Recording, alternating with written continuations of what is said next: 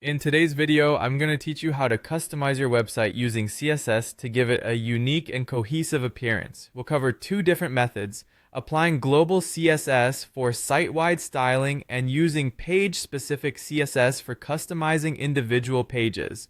Let's dive in and explore how you can achieve a polished look that matches your brand.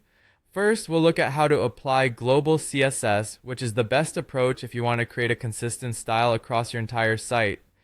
This method is great for modifying elements like fonts, buttons, and overall layout. To begin, log into your website's dashboard. Once you're logged in, direct your attention to the left sidebar to find the section labeled Design. Click on it to reveal the Custom CSS option. Here is where you'll be inputting your CSS code that will influence the entire site. After you've added your styles, make sure to click Save.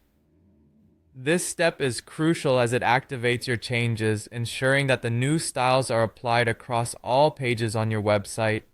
This approach ensures a uniform and professional appearance that ties the site together visually. Next, let's focus on page-specific CSS, which is ideal when you want to apply distinct styles to a particular page. This method gives you the flexibility to tailor each page with unique designs, while keeping the rest of your site unchanged.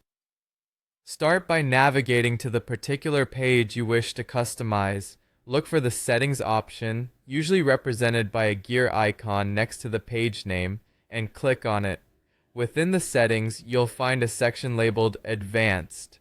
In this section, there's an option named Page Header Code Injection.